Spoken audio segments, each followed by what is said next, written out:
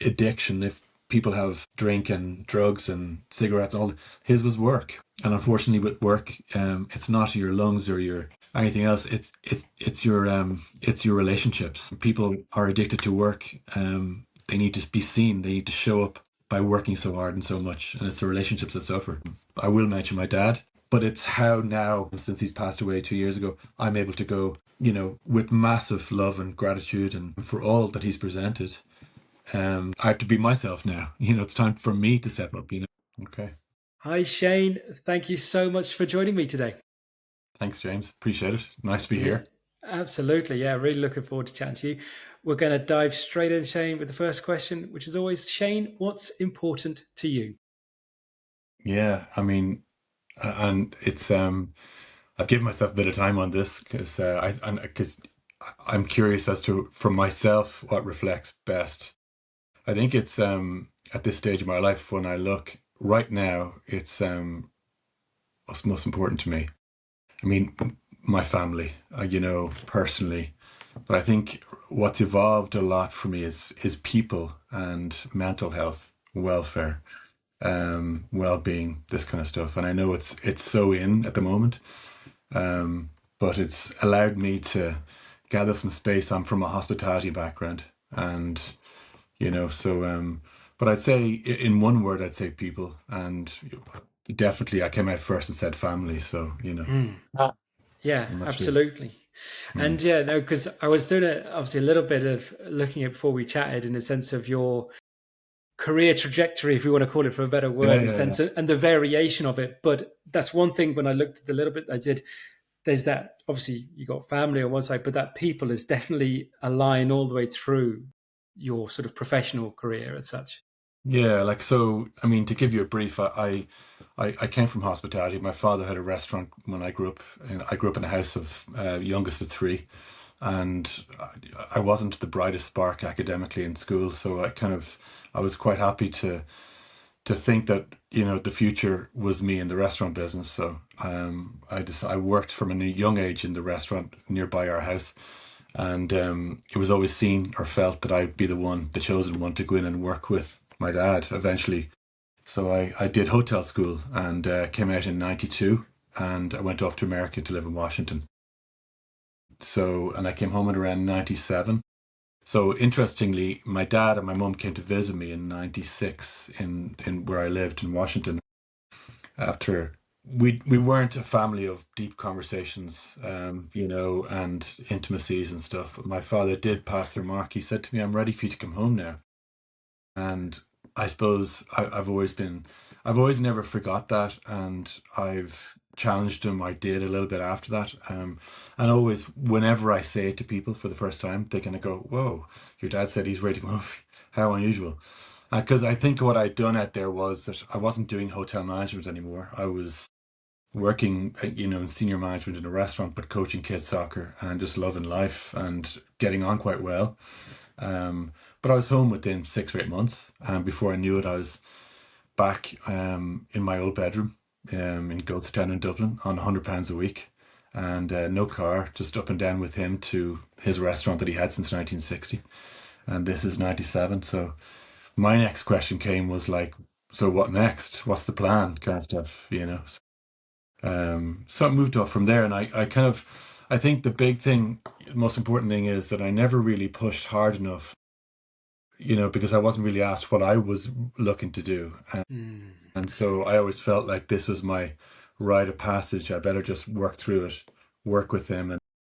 And so I worked in the restaurant for a while, and he brought me into a bank, and I borrowed a load of money, and I renovated the place. And then in my family, my brother, who was 4.5 years older than me, tragically died suddenly in 2000. He took his life, which kind of was like I suppose, a car crash for me personally. I was like, whoa, now what? I Yeah. had just gotten married. We had a newborn, myself and my wife, and I had two businesses, a cafe, a restaurant. We were renting. I was doing everything at 100 miles an hour, and I hadn't got a clue. Mm. And then I decided, I was going to pull back and rent out the restaurant, which was not the plan as far as my family was concerned. What was I doing? But I found myself going in, and my father-in-law asked me would I come and work in the funeral business with him. He was a funeral director in Dublin, so I went down to he was buying out his cousin's company, and so I was to go and run it in 2002 or thereabouts. And I went and trained to be an embalmer in Cork for 3 or 4 months. Came back to Dublin, and I ran the restaurant. There again, working in a family business, and I was there until around early 2008.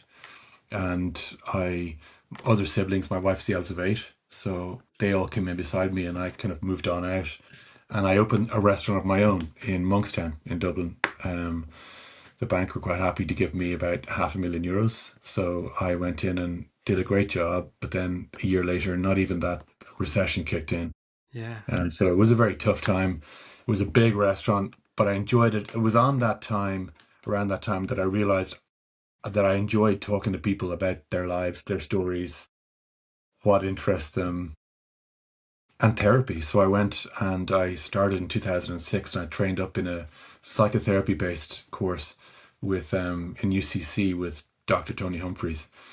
And, so I enjoyed that. And I pulled out of the restaurant, if you like, sold out. It ended kind of not tragically, but not the way I wanted to. I had sold the Mm. lease, but I decided to kind of walk away from it. The sale didn't work out that well. So it was 2017 now, and 10 years after I'd more or less that I'd had the restaurant. But I wanted to get into therapy, as I thought. Mm. And I found this beautiful module in at the end of my course called Psychological Safety. And it was all the talk at the time. So I wondered, how can I bring this to the workplace? Because really it's about psychological safety. It's about people turning up and really feeling belonging in work and part of something greater than just a paycheck. Um, Mm. so I went and I trained up with ICF for an accreditation to do coaching to bring it to the workplace. COVID hit, and I decided to take a back seat again, and I worked part time back in the funeral business while I sharpened my teeth, if you like, with the family again. Um, and lately, the last couple of years, I found this area called systemic coaching, I Mm. guess, systemic constellations. And around a year ago, I decided to park everything and see if I could create my own brand around this, and just go all in. And I worked with a lady called Barbara Manahan, and she helped me in the branding sense to create what is now Orinova. O-or meaning gold in Irish. U is for family. And then Nova is that kind of ascending star together.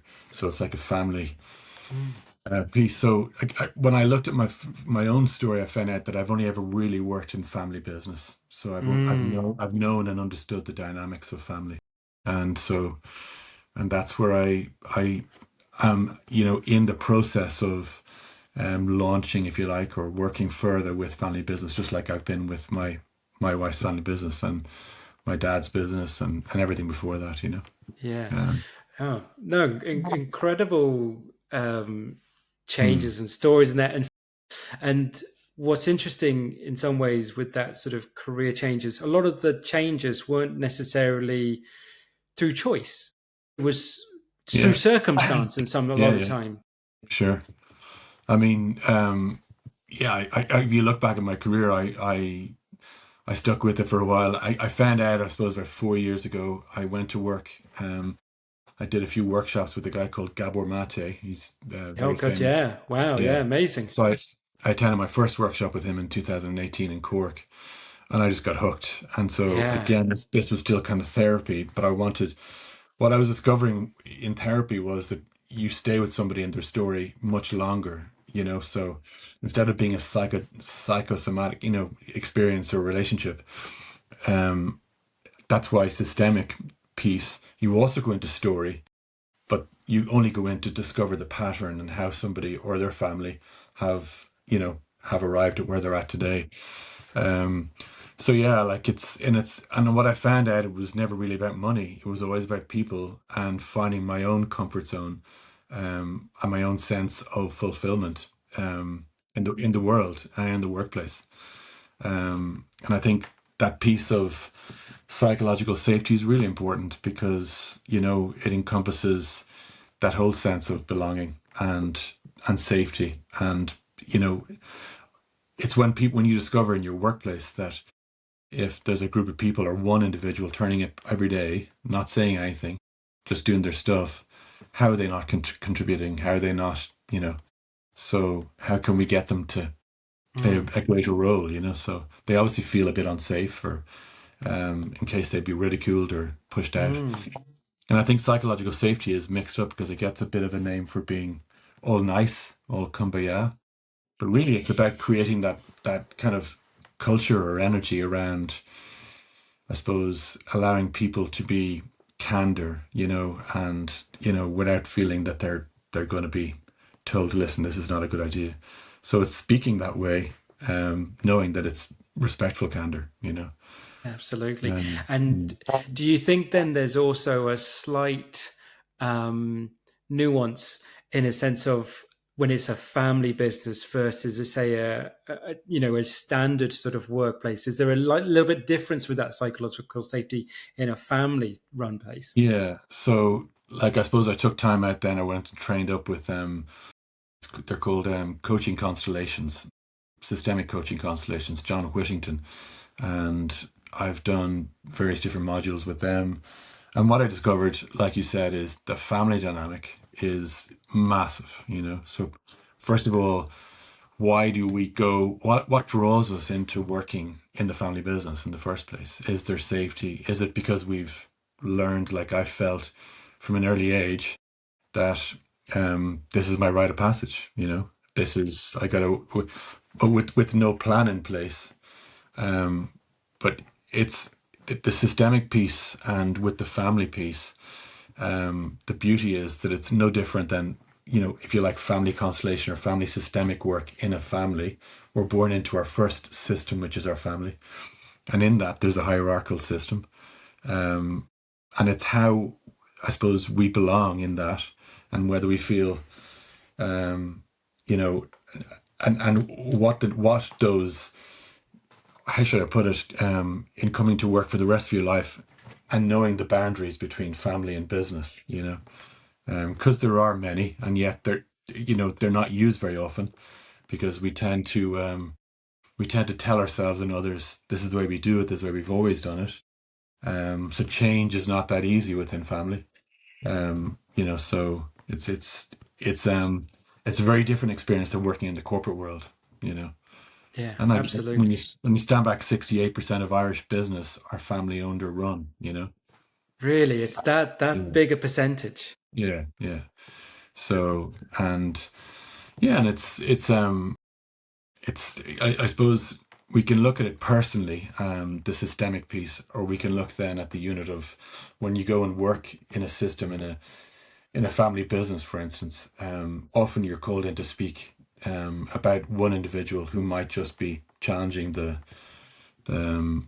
business or what's going on. Whereas with a systemic lens, it's always about the bigger picture. It's about so much more than just that individual, and that's what's interesting as well. So, No, um, absolutely. mm, Yeah, no, I want to dive into this systemic piece a bit further, but I'm just interested in relation to going back to the whole thing of just general about people and the various different roles that you've done or companies you've worked in, business running, and just in some ways what people would see as a stark difference between in the hotel, hospitality, restaurant business and then in the funeral director business. But, because they almost seem so sort of not even oppositional. They're just not in the same sort of realm as such. But in some ways, there's probably more similarities than one on mm. the outside would actually think. So I'm interested in what did you take from that business, from just working within the funeral director business that's maybe you've taken forward? Well, see the way I see it, James, is like I'll tell you. I've got one of the pillars that I've discovered from my business. One of the backbones of my own business now, this systemic family business, is hospitality. I can't ignore or forget hospitality. But I think the word hospitality is bandied and misused a lot in the world. People often will say that I worked in the hospitality sector. And then you go and dig deep a little bit further and see where is it you work and what does it look like?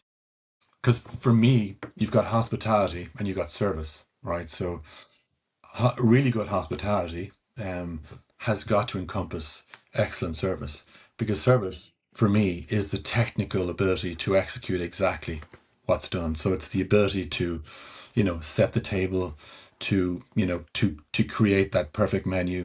In service, we serving from start to finish, get your code, pay your bill, you're gone. The hospitality part is it's the caring, it's the remembering, it's compassion, it's empathy, it's sticking with somebody, and it's the reason why we go back to businesses, but it's unconscious. We don't realize it. So now you compare hospitality in my background to funeral directing. Really, I see no difference. If I was to work in at a banquet and I was working for a wedding, it's a process over a period of time, and it ends, and the bill is paid, and it's a wonderful celebration. And the tragedy, I guess, of definitely of a funeral is it's also over a few days from the moment you sit with a family member and you make arrangements. Um, from that moment, quite literally until you know there's quite a bit still to go, and there's so many moving parts, and there's a lot of third parties involved. Um, and so it's important that are we servicing just, and are we technically just executing what needs to be done here in driving hearses? In other words, it's not just about the brand new hearse, that beautiful funeral home, how the notice goes in the paper, or even the quality of the coffin. It's not only that, it's about how we were treated. It's about the care. It's about the person who took care of me from the all the way through. Um, and and really, hospitality is very important in family run funeral businesses, because it's how, and it's at its best when we treat the people who are working with us, you know at their very best. In other words, I feel really good hospitality comes when we put our employees first and our customers second, because I know then that, aside from their paycheck, aside from what they turn up for to get paid for at the end of the month or 2 weeks, um, it's feeling again that I come to work and I'm looking forward to coming in to work alongside, and I feel safe and I feel belonging. Um, and and the funeral business really needs that. Mm. It's no different than turning up and working, in the hospital in a hotel, because it's that intangible piece that you're offering, and so, and anything could be at play. I mean, somebody turns up and they're not in great form, or they're not in, it's about getting curious. What's going on Mm. for you today? Rather than, giving out to somebody, rather than, hospitality in the funeral business, I think then when we got third generation business, and, you look back and you see, well, how was it, why and how was this business created? Why was it started? How did it serve the areas it served? And has it changed much? It's it's quite consistent, the funeral business. It's not like we can go out and discover new sales, because Yeah. the average death rate in Dublin, if you like, is the exact same every year, more or less. So what can I do to try and, stand out better than, or more compassionately, if you like, to other funeral companies? It's a it's a huge process, and it really is in the relationship we have with ourselves, with our Yeah. employees, and then the families we serve. Absolutely. Um, No, no, I thank you so much for the insight on that, because it's kind of what I was assuming, but I wanted to hear it in a sense, because it is again about people. And I know I love the way you actually describe the difference between what you think of, say, service and what you think of hospitality. And because you're right in the sense of that we hear that word hospitality in a newsreel or something, and it's usually about the hospitality sector, and it's usually facts and figures and numbers, what's up, what's correct. down, rates and Yeah, yeah. stuff. But I love the fact that you put in actually underneath that, it's the emotional part of it. It's again, it's how you're making someone feel. But what I loved even more though, what you said there from your perspective was the employee of wherever you are, whether it be a hotel, restaurant, funeral directors, the employees that are number one, the customers number two. Because if you have it the other way around, then sure, the employee is going to become arguably less involved, more disgruntled, Correct. not feel Yeah. valued. It's that, as you say, going back to that psychological safety, but it's Right. feeling valued, isn't it? Yeah. It is, and don't forget this, that the younger people at now, for me, working either in a hotel or restaurant, their first time working in a bar, a cafe, um, they get a lot of slack, I think, because okay, so I grew up in the 80s, 90s, and it was old school, and people wear this with a kind of like I came from old school. You just got to do it the way it was. Another word I'm not a big fan of is resilience. That kid needs more resilience, and I just don't favor that because what's going on for the 19-year-old that just turned up. Again, a systemic question. What's happening? Where you from? How's family life? What can I do to make this kid learn faster and safer, and therefore perform and look forward to coming into me every single day. For the last couple of years of my restaurant in Sea Point, I had the privilege of welcoming a lot of kids back that came in as families, if you like, as clients or customers, and again, you can see a noticeable difference now in young people, and their attention and all the things that's what's going on for them. But it's how we need to change, around that, rather than assuming that, if they don't fit this kind of culture, this kind of business, well, they're not right for it. I think I think everybody wants to come in and turn up, but it's who there is there. Like, who are you going to put them working with? What's the environment like? There's a great thing, Danny Meyer, who has a very successful restaurant business in New York. He talks about in his hospitality, it's when you're looking for the right ingredients with people, it's three elements. It's who you hire, how you train them, and then most importantly for me, it's the environment you surround them in. In other words, what's it like in that area, with the people that come into work, and that's no different.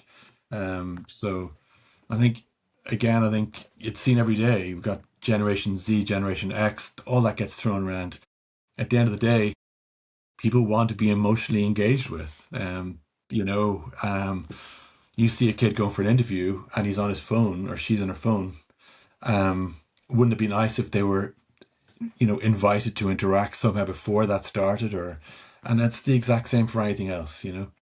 They're going for the phone and a glass of water during a restaurant service for their safety, because they obviously feel, this is a big deal, emotionally, like you said.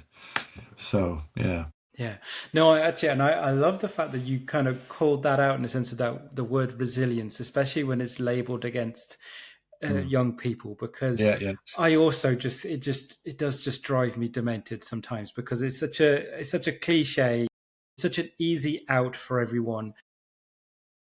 And I sometimes think it's a bit sort of, oh, almost either, I don't know if it's the term of rose tinted glasses, or the old skit from Monty Python, sort of like back in my day type thing. And it's just like, it's just, it Yeah. to me, it highlights the person who's sort of saying this, oh, they need more resilience. It's highlighting their own sort of insecurities, their own stuff that they maybe not dealt with, and trying to put it on a young person. And it's kind of like, well, because it's a point that you said there, though, it's like, we don't know what's going on within that person's life, that young person's, what they've already faced at this point in their time. We have no idea what they've already become resilient to. So to Right. label an entire generation is just a nonsense. It really is. And it goes back to that point of, it's up to ourselves or anyone who's in any environment, whether it be business or employee, community group, to make people feel welcome and feel that it's that word that's really interesting. You use the psychological safety, but that word safety is a really interesting word that's come up quite recently with a lot of people I've spoken to in different contexts. So it's really interesting that you've used that word as well, that people want to feel. It's not that someone gave me the definition. It's not fear. They're not afraid. It's the No, no. feeling of, it's wanting to feel safe. It's a big Yeah. difference. Yeah, yeah. And like, imagine being able to create or be responsible to create that environment. Mm, Imagine what the results are, and who benefits. everyone benefits. I mean, to quote another guy, Bob Chapman wrote a book, about his experience so far. He's a company called Barry Waymiller, and Barry Waymiller produced machinery in St. Louis, Missouri, originally, that make, if you like, the machines that produce for Kimberly Clark for tissue paper. So it's very blue collar. Um, but he wrote an amazing book called Everybody Matters. And I suppose on my journey of psychological safety, I started picking up books, and he talks about when he first realized he was attending his best friend's daughter's wedding, and he watched as as the father, brought the bride down the aisle, um, and he had mentioned, I am bringing my daughter to you now. I've done my job being the father, and I I'm putting her into your good hands, etc. Go from here. And the exact same, when somebody turns up in your workplace every day, this is somebody's daughter, wife, husband that needs to be taken care of, or needs to be brought into an area that's not going to be, if you like, intimidating or not good to work in. And especially when you got, if you like, employees that are there for 15, 20 years, or are veterans and do things a certain way for a very long time. And he reports in his book how suddenly, when he started this new way of culture in his big organization, what he found was people were going home going, feeling different, and you got members of the family going, "What have you done?" Because people were happy to be in work, they felt fulfilled, they felt grateful, and there is a difference, and there's always challenges. I think, especially with big corporates, and definitely with families, um, because families are expected to work a bit harder. They're expected to work that extra bit longer, because this is your, you know, this is the legacy piece. This is what you've taken on. So this is where you're at.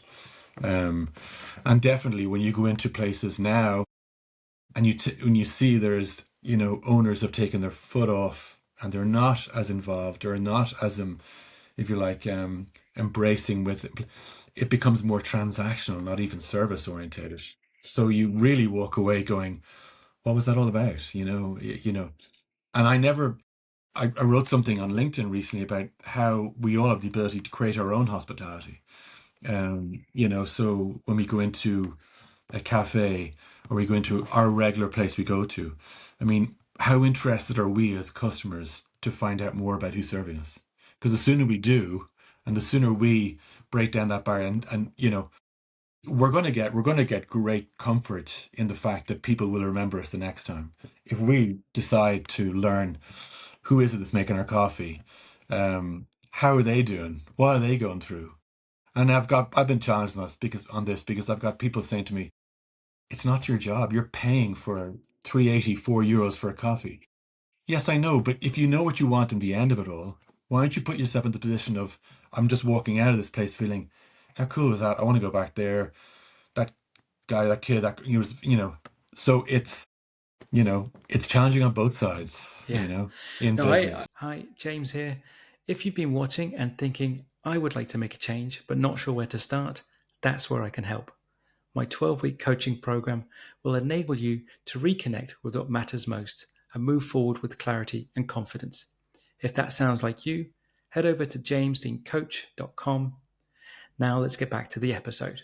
Yeah, I would actually very much be on your side of that sort Mm. of suggestion and argument, Yeah, because it's one of those things that I would say that I've kind of grown into over the years. The more that I've got involved in this sort of space and world, and within coaching or well-being, all that sort of stuff, and myself, that where I find myself, I've said it before, where the interaction, and when I talk about relationships, I can go from the closest of intimate relationships to the stranger on the street, and how you want to build yourself in those relationships. So even sure. like you say, so that it's the person at the checkout, asking them how their day's going. Or Yeah, yeah, there's a park I go to, where I'm here in Mullingar. I'm a member of Belvedere House and Gardens, where I walk my dogs pretty much every day. So I know pretty much every member of staff, because I'm there right.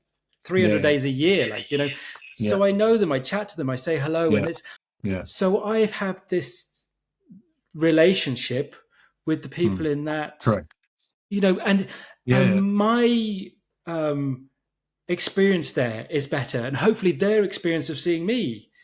It is a two-way thing. It's not. It's move, and I think the word that you like there that I want to highlight that I think we can move past on with this approach is that transactional. Because and I was it's such a cold word, Yeah, isn't yes, it? You know, because you know what? I used to say hospitality and service. I did some work with Danny Meyer, like you said, and he talks about hospitality and then service. And service has to be part of, because you need to be able to adequately, sufficiently, yeah, efficiently carry out what it is.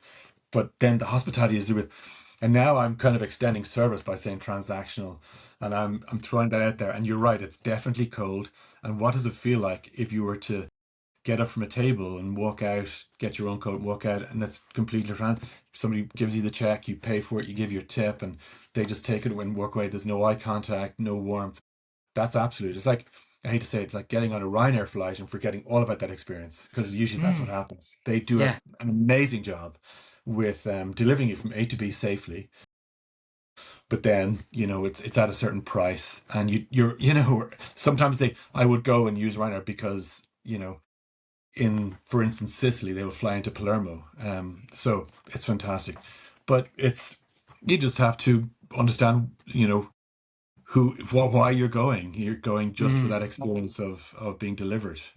Yeah. And you said eye contact, James, and it's so important. I mean, to wonder, get curious as to, is there a reason somebody's not giving me some eye contact? What's going on? So if I'm an employer and not even a guest or a customer, how curious can I get around that myself? Who am I bringing in myself first to work? Because I think the most important relationship isn't the one we have with the other person; it's the one we have with ourselves. So what's going on, and that's the interconnectedness with ourselves. And not everybody's going to turn up on fire every day. There's always going to be something, and if that's the case, how can we reach out? Mm. Yeah, So. it was just reminding me there actually when we talk about that sort of transactional part of service and the difference, and you use the analogy or the example of Ryanair. It just reminded me, I went to, as I'm wearing, it just so happens I'm wearing the t-shirt today, Osaka. I was in Japan last year. Oh well. Amazing place, and an Yeah. Yeah. incredible country, and I recommend anyone travel, but very different culture, especially eating in Yes. restaurants. It's very much more individual goes, and there's so much of it is almost booth type eating or single seating eating. It's not generally across tables. And a lot of the places where it's like you go in, you order on an iPad at the front of the wherever you are. You don't give your order to a waiter or a waitress. You just order on an iPad. You give a ticket over. You go find a seat, and you get your food. There's even one chain of ramen. I think it's called Ichen Ramen. Uh, Not sponsored by any. Just saying who they are, but they were their restaurant. You wait. You get a order your food. You get a ticket. You find your little booth, and it's got in front of you. It's like a window, but it's like a bamboo sheet.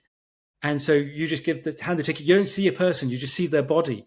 And Yeah. then a little bit later, they pull up the seat, they just put the food out in front of you. So it's a mad Yeah. experience, but Yes. it's much more the service side of it Yes. Yeah. versus well, if I go to one of the restaurants, I go to quite a few times in Yeah. Athlone and the Fatted Calf. It's very, do you know what I mean? It's bring you in, I sit know. you Yes. down. Do Yeah. you know what I Yeah. mean? So Yeah. it's one is now the difference, I suppose, in Japan and the big cities.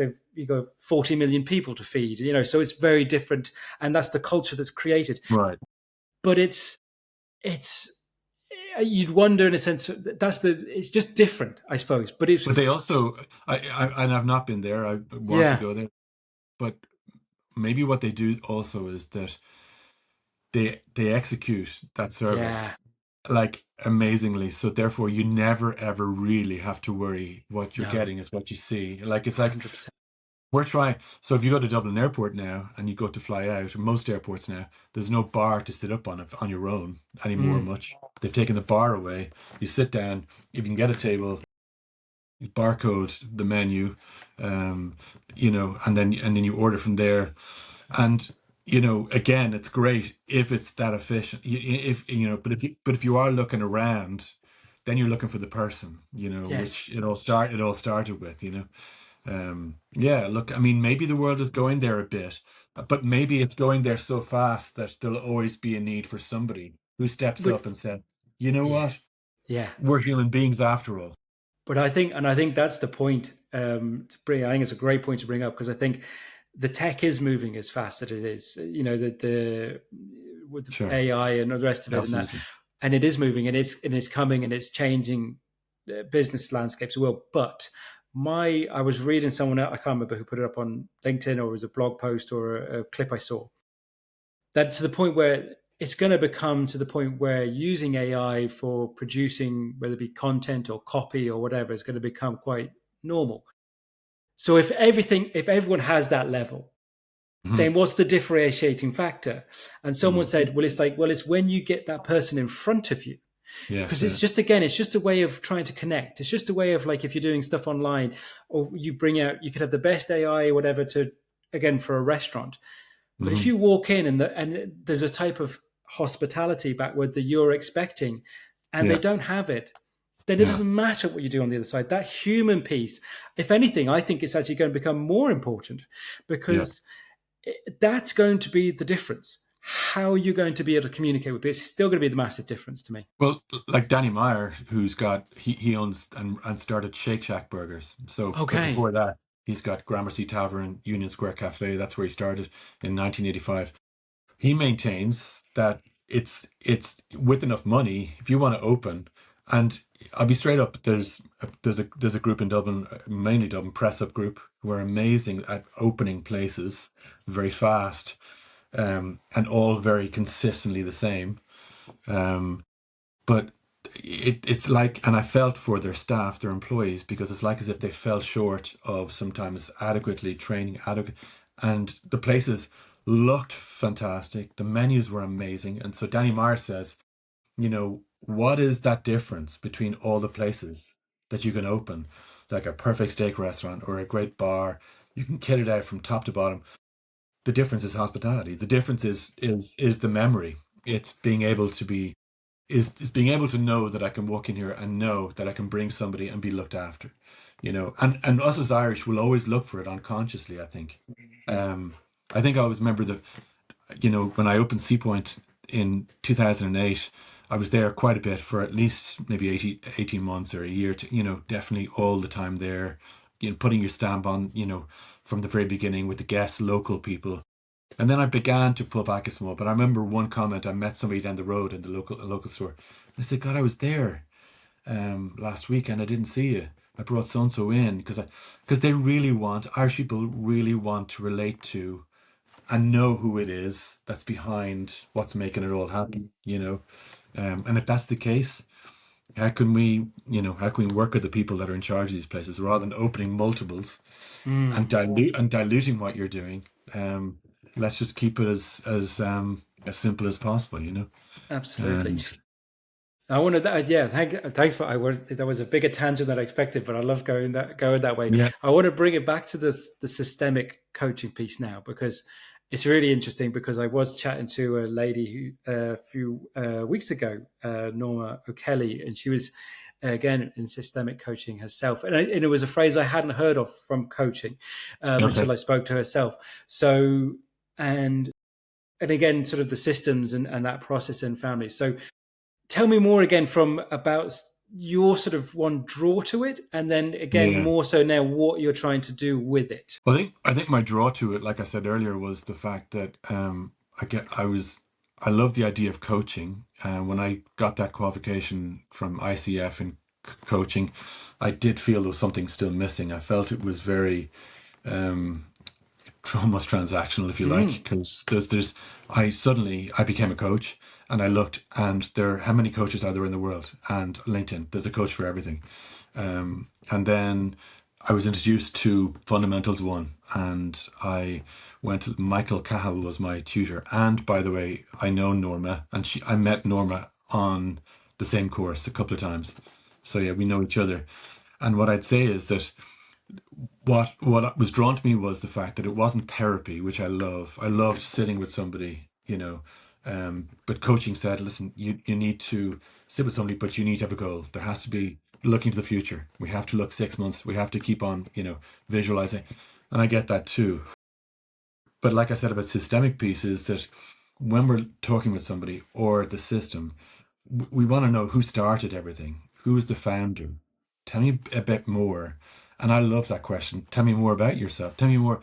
And it's funny in family business, especially, often when you've got a family member who's been in the business for enough time, 25, 30 years, and never done anything else, they're rarely really asked often enough about how it all started. And so it's very comforting and I think enlightening to go in and meet somebody and say, tell me about where it started. What was at play? Who was around? You know, why did it all happen? Etc. And I think that's the pattern we're looking to find out. So but we're not going to stay forever in story, but story is important because it brings us together. That's the systemic piece. What I also love is the three good elements there in the systemic world. Number one is belonging. We have an innate need as human beings to belong. And I guess personally, when I look back at my life on a mental health and I think I tried to fit in a lot in life. I think when I stop and I look back and I think of Brene Brown and she talks about fitting in versus belonging. Belonging is huge because belonging is where you know you've arrived with your tribe and you can show all of your if you like all of your gifts, all of your talents, all of your skills effortlessly and learn more at the same time. So we can go through elements of psychological safety again, but it's all the belonging piece. And then you've got psychological safety because that's the second element of systemic piece. And finally, there's the appreciation, recognition. So we need to recognize what it is we do. And I think if we can work on those three pieces in a systemic world or in a system through a systemic lens, um, we'll get a far way. We'll move on a lot. And I suppose I also love the fact that in coaching that we're not just coaching. Sometimes I think with coaching, it's very linear, and we get working only with one person. You're brought in to coach the CEO or the CFO, and only with them for the next, you know, once and twice a month for the next 6 weeks. And you go, okay, but there's so much more at play. What else is going on over there and what's going on over there? And I'm really interested in. So if you look at the funeral business, the exact same. You've got a yard, you've got drivers, you've got people involved in embalming, all these elements, but they all come together. You've got people arranging, um, and you've got family members still involved in making arrangements, relating to other families. And no different in a restaurant team where you've got the kitchen brigade and you've got the floor, and if there isn't synergy between the two of those, or if there's a hierarchy, Gordon Ramsay, old school, well, there's no real. You're not going to take. And I've experienced all of that where you've got kids coming in and their second week they're bawled at with all the F words, and they're supposed to go back out onto the floor with their greatest confidence. It doesn't work that way. I don't do old school anymore. So Yeah. I'm not sure. So yeah, no. So I'm interested in. So you've got all the from the systemic coaching, and then you're primarily then looking to work with family businesses. What is it then when you're going into? Is there something you're trying to solve? Is it when the business is transitioning? What's the sort of work that you're helping or aiming to work with when you go into, say, a family business at the moment? I think that's the biggest. You just mentioned transitioning. Yeah. And I think with transition comes change, and often I think in change, if we feel we need to change or we're told to change, it can be quite judgmental. I love to use the word emerge rather than change. So we're emerging together. Um, but I think it's very important as we transition, and often we could be doing enough right now, the way we're doing it is but the idea is that, how have we evolved? Since the very first person? And when there's transition in anything, there's going to be that feeling of am I not doing it okay already? Or, what is it that I need to work towards? And And so that's why it's important to bring everybody on board, you know. So Yeah, because I'm sure as well. In my, I'm going off and all in my head, and those sort of dynamics within the family business, and maybe a little bit like your own experience. There's going to be people who the expectation is there to take over the business, and maybe they don't really want to, or they want to get out themselves, or whether it's the parents are the sort of hoping someone take, and maybe no one wants to take it over, and then it's transitioning or close. So there's so many different things at play. But as you say, from then the systems perspective, the systemic perspective, is it the things that I suppose could change within that coaching process, because maybe just people are that belonging, that psychological mm. safety thing.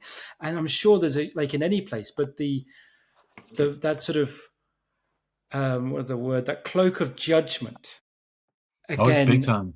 yeah, could be heightened. So when you go to work in the family business, you've now got to realize that this is the family is what comes first. It's almost mafioso, you know, mafia. It's like Yeah. this. As a matter of fact, I took note of this and I wrote it down in a book and somewhere, and it's an amazing scene with Tony Soprano in The Sopranos, right? So you've got Tony Soprano and his nephew Christopher, and he's being made, and he appears dressed up in a suit, surrounded by all the other captains, whatever, and he's being told quite literally, from now on you're in the family and the family comes first. It comes before your wife, your kids, your everything. And really, you know, that is kind of true. And I'll give you a live one. Donald Trump. Donald Trump came from a family business, and his older brother was in the family business, but never felt belonging, never felt that. He always wanted to get out and do his own thing. And it's a true story that essentially he tried very hard and eventually did escape the family business, but he was shunned so far and kicked to the side so bad. He turned to alcohol. He became a drinker, and he died pretty in a very difficult circumstances. What does the next son do when he sees this? Like any kid in a family, they see what not to do. So Donald Trump doesn't drink and he does exactly what he needs to do to survive through and on his own, and does exactly what he's told to do.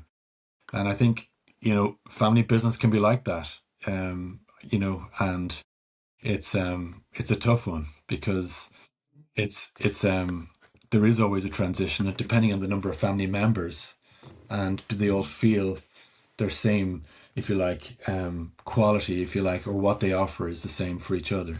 And they can be on different levels. And we always then, in a family business, we'll always refer back to our relationships in the family. So it's knowing the difference between the two. I attended a meeting, and years ago, I was the chairman of a funeral director association in the UK, independent associated funeral directors, and very interesting. And there was a guy giving a talk, and he talked about the challenge of family business in the funeral business. But what he talked about was, and he wasn't, I don't think, from the industry, but there was a lot of funeral directors in family business attending, and the example he gave was the owner, the founder, and the managing director, the CEO, was the father, the main guy, and his son was in the business now. These past few years, and his son was running amok. He wasn't very nice. He was throwing his weight around all the wrong way, so he had to be suspended, fired, whatever. It's very hard, but it's got to be done.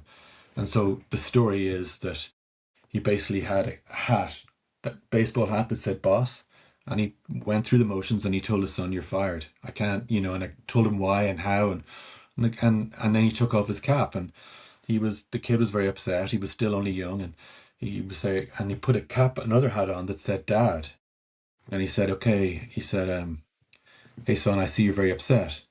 Um, let me help you out. And do you want a hug?" So it's you're fired. Your boss fired you, and it's being able to know how you can, you know, be family, but also understand it's a business. Yeah, Uh, absolutely.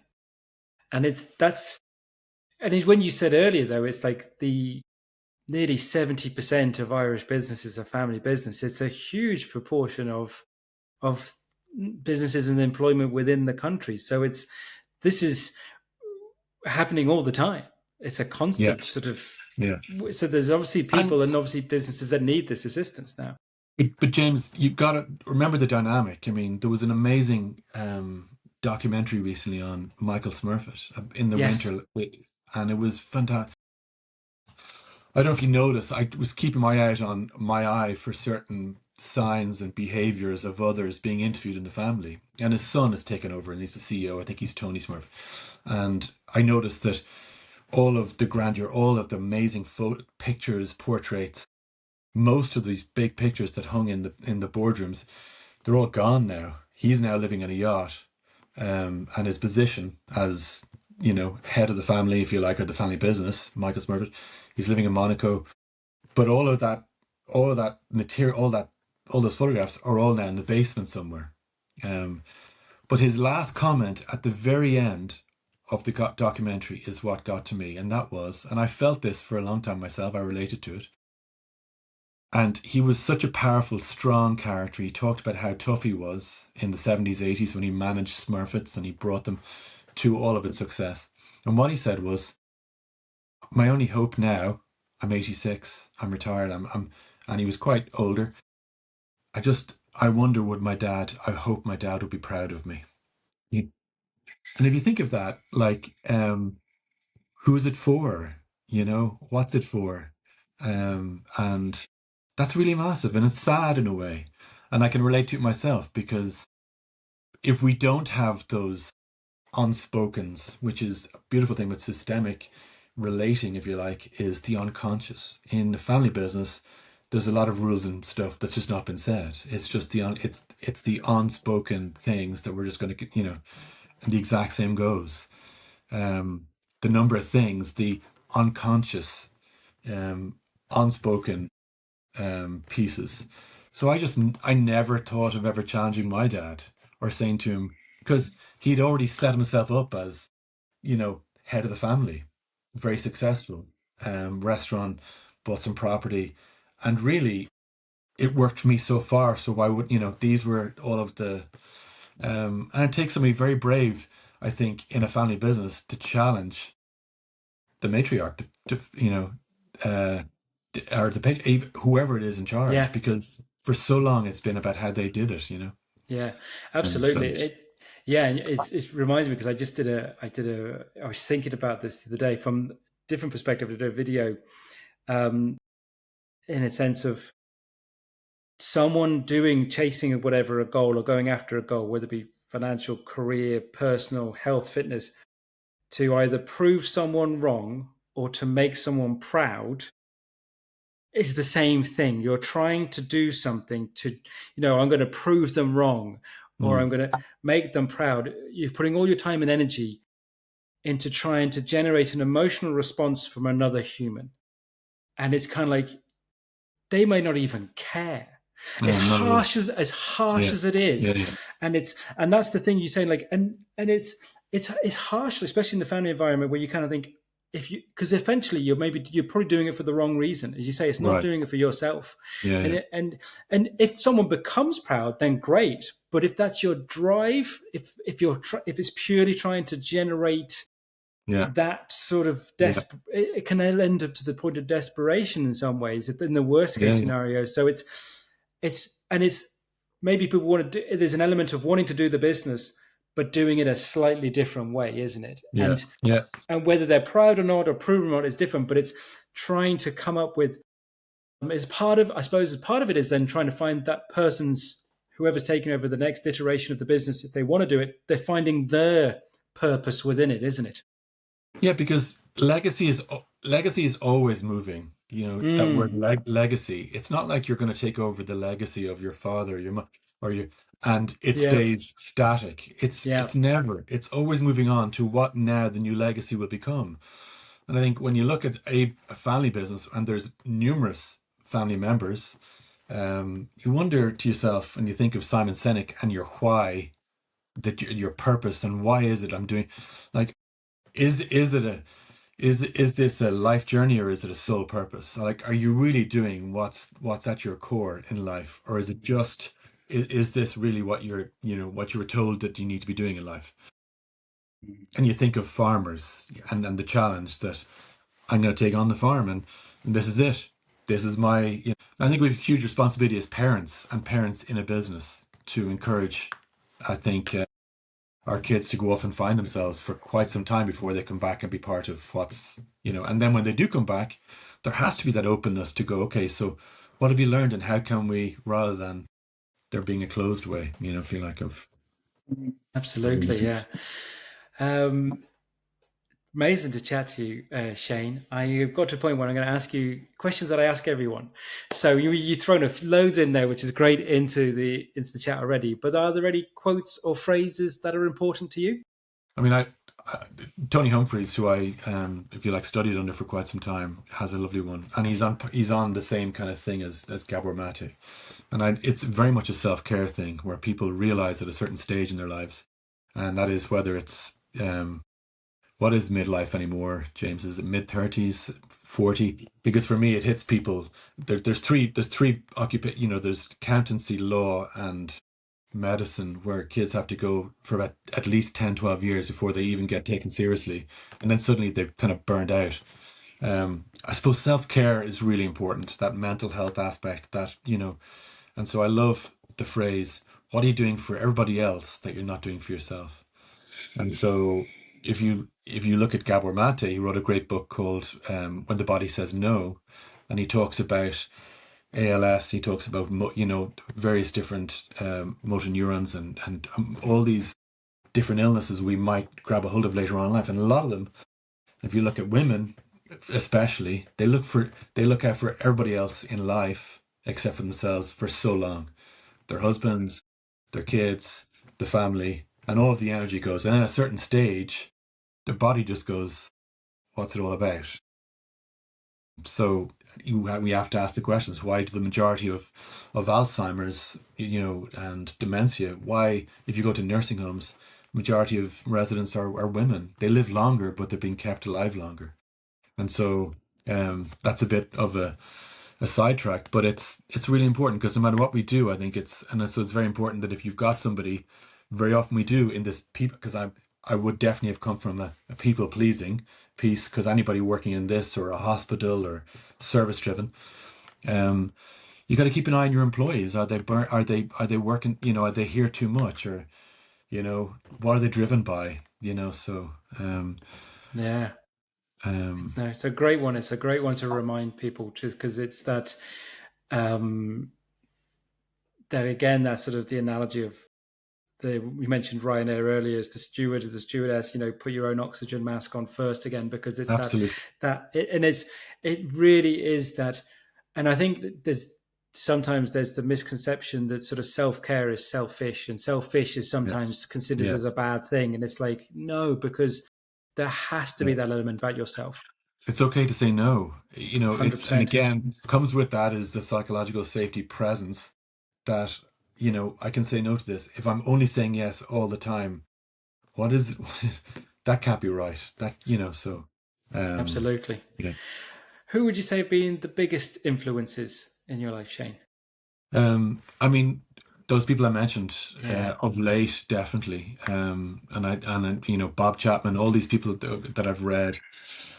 Definitely, my dad has been an amazing influence, but with absolute love and gratitude and privilege, and I would have known, and you've heard this before, where parents have said, "I did the best I could," and often for me, when I do the work on myself, and I've been to many therapy sessions for myself, I will realize that you know sometimes that's an end gamer, that's a conversational end.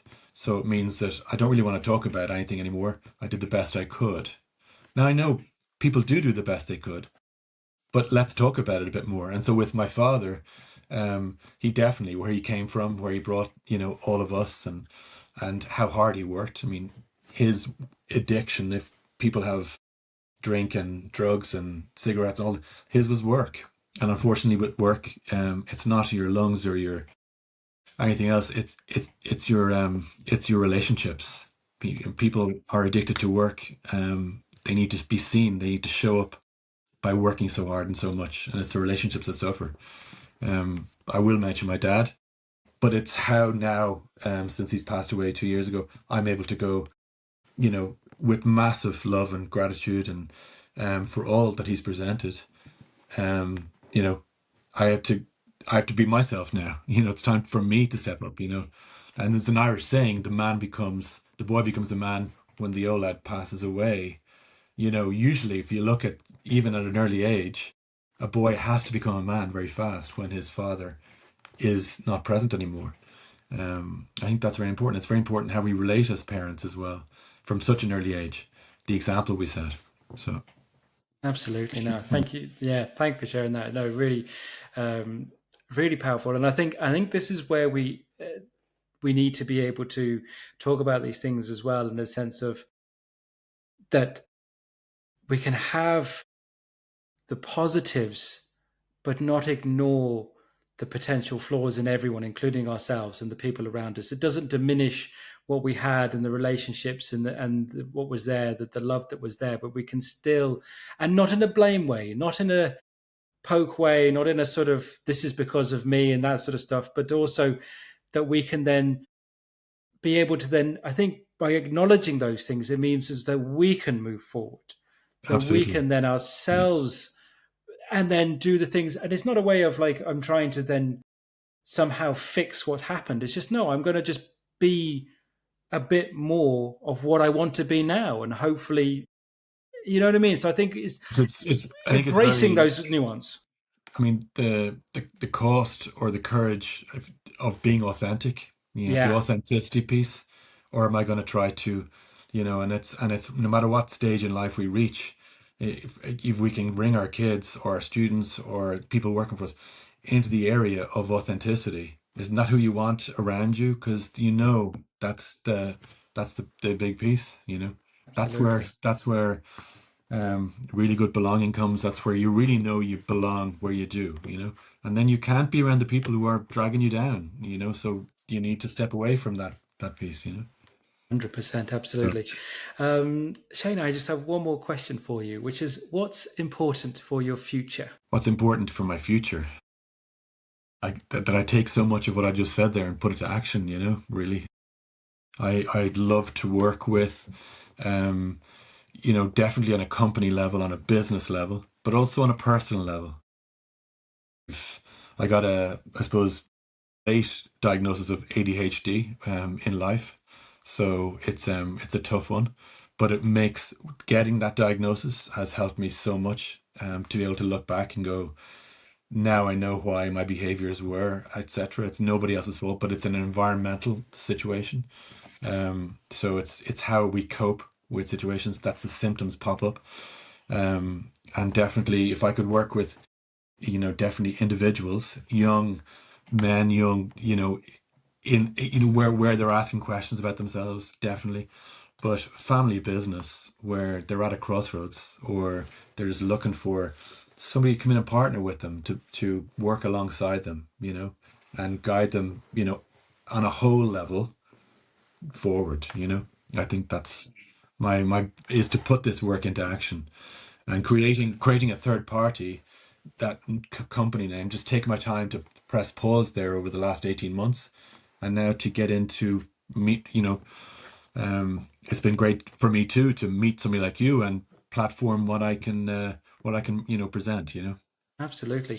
Yeah. Thank you that for just sharing about the ADHD just there at the end, because it's again, it's a and obviously we will that'll be another the next conversation when we have another Definitely. chat, Yeah, because yeah. it's such a new thing, and and that's another dynamic Yeah, that yeah. I think has been missed over the years, and that also can play a part in all environments. Again, comes back to the psychological safety, the world of neurodiversity. It's such a, and I don't want to cliche in a sense of hot topic, but it's so important that we Oh, raise it big and time. talk about it, and that it plays a part in everything as well. And Yeah, I agree. it's so important that it's highlighted. Um, Shane, I mean, it's been an absolute pleasure to chat to you, and I think everything you've gone through, your own sort of career is so extraordinarily interesting, but then obviously your own journey in the last number of years as well, moving into this space, and how bringing those two together, I think is going to be incredibly interesting and hugely powerful for people. I want to make sure that you get that support, get people out there to know about you. So we will make sure links of where people can find you are in the show Thank you. notes. But if you can give a Thank shout you. out now where people can find you online. I mean, LinkedIn is the most, and I like Instagram too, but I'm learning slowly to master social media. Definitely learning slowly. I'm not a techie, but and the impulsive part comes up where I will interact pretty fastly. That's my ADHD. Quite impulsive in many ways. But yeah, LinkedIn I love because it's again forming a tribe around the area that I'd like to be in most. And I'll have a website coming on soon. It's just in development stage, and I really want to get it right. I'd like there to be definitely a family business aspect and drive to it, but also a personal side to it. Yeah, Fantastic. Well, make sure we'll have Shane's LinkedIn link there. So make sure you go in and yeah. click on that and connect with himself there. And in All the right. meantime, my email is shane@orunova.com. Yeah, thank you. Fantastic. And we'll make sure we have that in the show notes Yeah, as well. great Shane, stuff. once again, thank you so much for chatting to me. Thanks, James. Brilliant. Appreciate it. Take care. Thanks for listening to What's Important to You. If you enjoyed this episode, follow or subscribe wherever you get your podcasts. And if it resonated, share it with someone who might need it too. I'd love to hear your thoughts. Leave a comment or ask a question, and let's keep the conversation going. I'm James Dean, and I'll be back soon with another real conversation to help you reconnect with what truly matters. Until then, take care and stay curious.